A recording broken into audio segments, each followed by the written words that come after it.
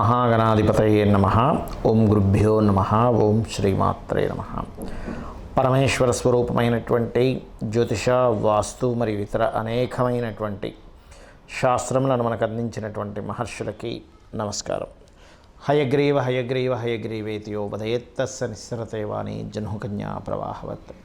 అరుణాం కరుణాతరంగితాక్షీం ధృతపాశాంకుశపుష్పబాణచాపాం అనిమాదిభిరావృతాం మయూకైః అహమిత్యేవ విభావయే భవానీం. శ్రీమాత్రే నమః. ప్రేక్షకులకి ఆ లలితాంబిక అమ్మవారి యొక్క అనుగ్రహం పరిపూర్ణంగా కలగాలని మనస్ఫూర్తిగా కోరుకుంటూ మనం ఈరోజు కాందాయ ఫలము ఈ యొక్క మొదటి 4 నెలలు మనం ఆల్రెడీ చెప్పుకున్నాము ఉగాది సమయంలో. ఇప్పుడు మరలా మనకి ఆగస్టు 9 నుంచి డిసెంబర్ 9 వరకు ఉండేటువంటి 4 నెలలు నక్షత్ర వారీగా ఒక రాశిలో 3 నక్షత్రాలు ఉంటాయి. వారికి ఏ రకంగా ఫలితాలు ఉన్నాయి మరియు ఆ యొక్క ఫలితాలని అధిగమించడానికి, అంటే ఒక్కోసారి మనకి ఇబ్బంది పెట్టే ఫలితాలు ఉంటాయి, ఒక్కోసారి లాభంగా ఉంటుంది, ఒక్కోసారి సమంగా ఉంటుంది. ఆ రకంగా ఆ యొక్క ఫలితాన్ని మనకి ఎక్కువ ఇబ్బంది రాకుండా క్లియర్ చేసుకోవడానికి దేవతానుగ్రహం ఏం చేసుకోవాలి, గ్రహారాధన ఏం చేయాలి, అదేవిధంగా గోసేవ ఏం చేయాలనేటువంటి విషయాలు మనం ఒక్కొక్క నక్షత్రపరంగా చెప్పుకుందాం. కర్కాటక లగ్నము, కర్కాటక రాశి.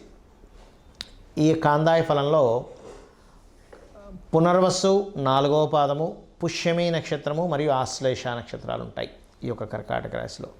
మరి పునర్వసు వారికి చక్కగా స్వల్ప లాభం వస్తుంది. అది కూడా వ్యాపారాల మూలంగా లాభయోగం చూపిస్తుంది పునర్వసు వారికి కనుక చూసుకున్నట్లయితే.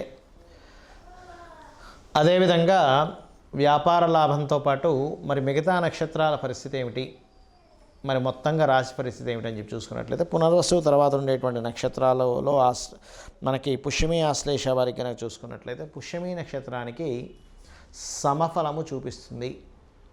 అంటే ఎటువంటి వాటిల్లో సమఫలం వస్తుందండి అంటే ఎడ్యుకేషన్, చదువుకునేటువంటి ఉన్నత విద్యా సంబంధించిన విషయంలో కొంచెం సమఫలం రావడం. ధనపరంగా ఒక 50,000 60,000 ఖర్చు ఉందంటే కరెక్ట్గా అంత ఖర్చుకి సరిపోయేంత ధనం రావడం అనేటువంటిది పుష్యమి నక్షత్రానికి బలంగా చూపిస్తుంది. ఇక ఆశ్లేష వారికి కనుక చూసుకున్నట్లయితే శూన్యఫలం. ఏమిటండి మరి ఆశ్లేష వారికి శూన్యఫలం అంటే ఎందులో శూన్యఫలం రావచ్చు, ఇది మీరు బాగా అర్థం చేసుకోవాలి. ఇది పర్టికులర్గా వివాహ సంబంధించినటువంటి విషయాలు వెతుక్కునేటువంటి అంశంలో మీకు కాస్త శూన్యఫలం అనేటువంటిది చూపిస్తుంది. అదేవిధంగా అగ్రిమెంట్స్ చేస్తూ ఉంటాం, మధ్యవర్తిత్వంగా ఉంటూ ఉంటాం, మిడిల్ మ్యాన్ అంటూ ఉంటారు. మధ్యవర్తిత్వంగా ఉన్నా అండి, ఇక వాళ్ళు ఏదో వాళ్ళకి చూపించినందుకు మనకెంతో కొంత దానిలో కొంత షేర్ ఇస్తారు. ఇటువంటి విషయాల్లో జాగ్రత్తగా ఉండండి.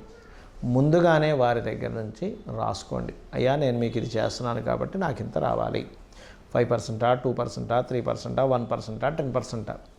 ఎందుకంటే మీరు సరిగ్గా అగ్రిమెంట్స్ చేసుకోకపోవడం వల్ల మీ యొక్క కష్టము శూన్యం అవుతుంది ఆశ్లేష వారికి. ఇది ముఖ్యంగా జాగ్రత్త పడండి. అలాగే మరి ఈ యొక్క ఇబ్బంది రాకుండా ఉండాలి అంటే గరికతో గణపతిని ఆరాధించండి. గరిక తీసుకొని చక్కగా ఓం గం గణాధిపతయే నమః అనేటువంటిది. కాకపోతే మొత్తం ఈ రాశి వారికి ఏంటంటే ఓవరాల్గా ఈ 3 నక్షత్రాలు కానివ్వండి, ఈ లగ్నం కానివ్వండి, రాశి కానివ్వండి, వీరికి కొంచెం వివాహ నిర్ణయాలకు సంబంధించిన విషయంలో, వివాహ సంబంధించిన విషయంలో కొంచెం స్లో అవుతూ ఉంటాయి. బికాజ్ ఆఫ్ అష్టమంలో ఉన్నటువంటి శని వక్రించి సప్తమంలోకి వస్తున్నాడు కాబట్టి. కాకపోతే ముందు వెళ్ళిపోయి ఇంక వెనక్కి రావనుకునే సంబంధాలు కూడా కొన్ని వస్తాయి. కాకపోతే కొంత లేట్ అవుతుంది, కానీ కొన్ని మాత్రం వస్తాయి. భాగ్యస్థానంలో రాహు ఉన్నందుకు పితృదేవత ఆరాధన చేయండి. భాగ్యరాహు మీరు దేవతలతో పాటు పితృదేవత ఆరాధన చేయడం ద్వారా వచ్చే ఫలితం అద్భుతంగా ఉంటుంది. అలాగే వ్యాపార లాభాలు, అందులో ముఖ్యంగా బంగారము, ఫ్యాట్ రిలేటెడ్ ఐటమ్స్ అమ్మేటువంటి వారికి చక్కటి వ్యాపార లాభాలు ఉంటాయి, అందులో ఎటువంటి సందేహం లేదు. మీకు తెలిసిన వారికి అన్నదమ్ములతో కానీ అక్క చెల్లెలతో కానీ ఏదైనా మాట్లాడేటప్పుడు, మెయిల్ చేసేటప్పుడు, వాట్సాప్ చేసేటప్పుడు కాస్త చూసుకొని కమ్యూనికేషన్ చేయండి. చేస్తూ మీరు ఎటువంటి ట్రాన్సాక్షన్స్ జరుగుతున్నా, ఎటువంటి మాట మాట్లాడుతున్నా కాస్త గణపతిని తలుచుకుంటూ సుబ్రహ్మణ్యేశ్వర స్వామి యొక్క ఆరాధన లేదా ఓం స్కందాయ నమః అనే నామస్మరణ చేయండి. అన్ని విధాలా బాగుంటుంది. ఈ కాందాయ ఫలాలు కానివ్వండి, రాశి ఫలాలు కానివ్వండి, మాస ఫలాలు కానివ్వండి, వార ఫలితాలు ఏవైనా కానీ ఒకటే గుర్తుపెట్టుకోండి, వీటన్నిటికంటే అతి ముఖ్యంగా మీరు చూసుకోవాల్సినటువంటిది మీ జన్మజాతక ఫలితం. ఎందుకంటే మనము పూర్వజన్మల్లో ఏదైతే కర్మని చేశామో ఆ కర్మ యొక్క ఫలితం ఈ జన్మలో మనం పొందుతూ ఉంటాము. మరి ఈ జన్మలో చేసేదండి, ఈ జన్మలో చేసే కొన్ని మంచి పనులు, సహాయం చేయడం, మాట సహాయం కావచ్చు, లేకపోతే ఇంకేదైనా సరే ఎవరికైనా పుస్తకాలు ఏమంటే ఇచ్చినవి కావచ్చు, అది కూడా కొంతవరకు మనం అనుభవిస్తూ ఉంటాం, ఇక్కడ అనుభవించమని కాదు. కానీ మనం ఎటువంటి పుణ్యకర్మ చేసినా నెక్స్ట్ జన్మలోకి వెళ్తుంది. అది 12 ఫైల్స్గా మారుతూ ఉంటుంది. అంటే ధనభావము, భాగ్యభావము, పుత్రభావము, వివాహము, జీవిత భాగస్వామి ఎలా ఉంటుంది అన్నీ కూడా ఈ జన్మలో ఎటువంటి కర్మని చేస్తామో ఆ రిలేటెడ్ సంబంధించిన ఆ 12 హౌజెస్లో అది వెళ్ళి చేరుతూ ఉంటుంది. అది గుడ్ ఆర్ బ్యాడ్. అందుకే మీరు ఏం చేయాలి, మీ యొక్క పర్సనల్ చార్ట్ ముఖ్యంగా చూసుకోండి. మీరు ఎదగలేకపోతున్నారు, లగ్నభావం ఎందుకు వీక్గా ఉందా, స్ట్రాంగ్గా ఉందా, ఎందుకు అనారోగ్యం వస్తుంది, ఎందుకు మీరు స్ట్రెస్ అవుతున్నారు. అలాగే మరొకటి ఏంటంటే ఇక్కడ ధనస్థానం. చాలామంది చూడండి ఎంతో టాలెంట్ ఉంటుంది కానీ డబ్బులు సంపాదించలేకపోతుంటారు. అంటే మీ ధనాధిపతి ఎక్కడో పాపకత్తిరిలోనో రాహుకేతు యాక్సెస్లోనో ఉన్నాడు. ఇదైతే ఎలా ఉన్నాడో దాన్ని బట్టి ధనం యోగం కూడా వస్తుంది. అంటే ఎలాగా, మీకు రియల్ ఎస్టేట్లో ధనయోగం ఉందనుకోండి, మీరు వెళ్ళి సాఫ్ట్వేర్ జాబ్ చేస్తానంటే కుదరదు, రియల్ ఎస్టేట్లోనే డబ్బులు వస్తాయి. సాఫ్ట్వేర్లో ఉందనుకోండి, సాఫ్ట్వేర్ కంపెనీ పెట్టుకుంటేనే వస్తుంది, అప్పుడు రియల్ ఎస్టేట్ చేస్తారు. అది కొంతమందికి రెండూ ఉంటాయి, సాఫ్ట్వేర్ ఉంటుంది, రియల్ ఎస్టేట్ ఉంటుంది. అలాంటప్పుడు డియోల్ ధనయోగాస్ అంటారు, వ్యాపార ధనయోగాలు ఉంటాయి. ఆ రకంగా చూసుకోవాలి. అంతేగాని ఏలినాటి శని వచ్చిందండి, సర్పదోషం ఉందండి, అందుకే నాకు ధనయోగం లేదనుకోవడానికి కాదు.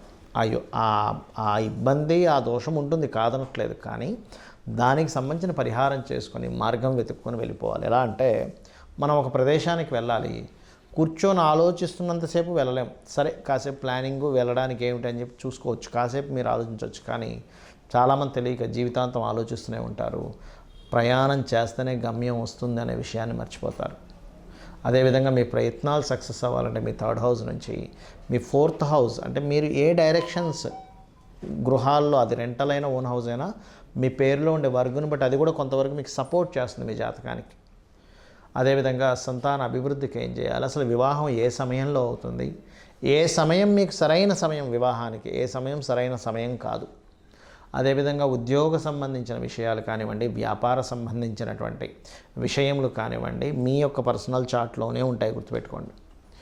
అంటే ఏ వ్యాపారం చేయాలి, ఏ వ్యాపారం ద్వారా డబ్బులు వస్తాయి, ఏ ఉద్యోగం, అంటే ఉద్యోగం చాలామంది చిన్నపిల్లల జాతకాలు చిన్నప్పుడు మొట్టమొదటిగా చూసుకోవాల్సింది కేవలం ఎడ్యుకేషన్, అంటే ఎడ్యుకేషన్ హౌస్ మాత్రమే చూస్తారు. అలా కాదు, మీరు వృత్తి సంబంధించినటువంటిది ఏది ఉంది, ధన సంబంధించింది ఏది ఉంది కూడా పరిశీలన చేసుకోవాలి. ధనము, వృత్తి. ఇప్పుడు చూడండి, ఎవరు టైంపాస్కి చేయరుగా ఎడ్యుకేషన్ కూడా ఇవాళ రేపు ప్రొఫెషనల్గా ఆ యొక్క ప్రొఫెషన్ తీసుకోవడానికి చేస్తారు. ఆ ప్రొఫెషన్ తీసుకోవడానికి చేస్తున్నాము అన్నప్పుడు మరి దానికి సంబంధించినటువంటిది మనం చేయాలి. అలాంటప్పుడు ముఖ్యంగా ఏంటంటే మీరు ఒకటే గుర్తుపెట్టుకోండి, మీ యొక్క జన్మజాతకంలో ధనాన్ని, ప్రొఫెషన్ని ఏ గ్రహం ఇస్తుందో దానికి ఫస్ట్ ప్రయారిటీ ఇవ్వండి. విద్య అనేటువంటిది అది ప్రొఫెషన్గా మారాలని రూల్ లేదు, క్యాజువల్గా నేర్చుకోవచ్చు, దాంట్లో టాలెంట్ పొందొచ్చు, ఆ యొక్క విద్య మీకు రావచ్చు. మనం నేర్చుకున్న ప్రతిదీ ప్రొఫెషన్గా మారాలని లేదు, గుర్తుపెట్టుకోండి. కానీ ప్రొఫెషన్గా మారాలనుకున్నప్పుడు మాత్రం ప్రొఫెషనల్గా ఇచ్చే గ్రహాలు ఏమిటో వాటిని పట్టుకోవాలి. అలాగే లైఫ్లో ఆకస్మిక సంఘటనలు, టర్నింగ్ పాయింట్స్ అంటారు, ఆ యొక్క టర్నింగ్ పాయింట్స్ కానీ ఆకస్మిక సంఘటనలు కానీ ఇవన్నీ కూడా ఏంటంటే మీ యొక్క జన్మజాతకంలో ఎప్పుడు ఎక్కడున్నాయనేటువంటిది చాలా స్పష్టంగా తెలుస్తూ ఉంటుంది. ఇక మీరు ఇవన్నీ నాకు తెలియవు, శరణాగతి అంటారు. అంటే నాకు ఇవేమీ తెలియవు, ఈ దుఃఖము, బాధ బాగా కలిసి రాకపోవడం ఇవన్నీ నాకు తెలియదు, నువ్వు ఉన్నావు అమ్మ, నీ యొక్క అనుగ్రహం ఇదంతా కూడా అని అనుకుంటూ వెళ్ళిపోతూ ఉంటే దానంత గొప్పది మరొకట్లేదు. అంటే మన జన్మజాతకంలో ఎలా ఉన్నా కూడా మనం భగవంతుని ఆరాధిస్తూ భగవత్ నామస్మరణ చేసుకుంటూ మన పని మనం ధర్మంగా చేసుకుంటూ వెళ్తూ ఉంటే అమ్మవారే తను చూసుకుంటూ ఉంటుంది, సొంత తల్లి బిడ్డను చూసుకున్నట్టుగా. కాబట్టి మీరు ఇవి తెలుసుకొని మీ యొక్క నిత్య జీవితంలో, ఎందుకంటే ఇక్కడ చాలామందికి ఏమనిపిస్తుందంటే మరి ఇవన్నీ ఈ గోచార ఫలితాలు ఎందుకు చెప్పుకుంటున్నామండి, కాందాయ ఫలితాలు ఎందుకు చెప్పుకుంటున్నామండి అంటే ఇప్పుడుండే బయట ఉండే వాతావరణాన్ని బట్టి మనం ఎలా ఎదుగుతామో, బయట ఉండే మార్కెట్ని బట్టి మనం ఎలా బిజినెస్ని స్ట్రాటజీస్ మార్చుకుంటామో, ట్రాఫిక్ని బట్టి మనం డైవర్షన్స్ తీసుకుని వేరే రూట్ నుంచి వెళ్ళి చేరుకుంటాము, ఇది కూడా అంతే. అంటే ఇప్పుడు గోచార ఫలితాలు ఇలా ఉన్నాయి, గాంధార ఫలితం ఇలా ఉంది, కాబట్టి ఈ రకంగా మీరు ప్లాన్ చేసుకోండి అని చెప్పేది ఈ యొక్క గోచార ఫలితాలు. శ్రీమాత్రే నమః.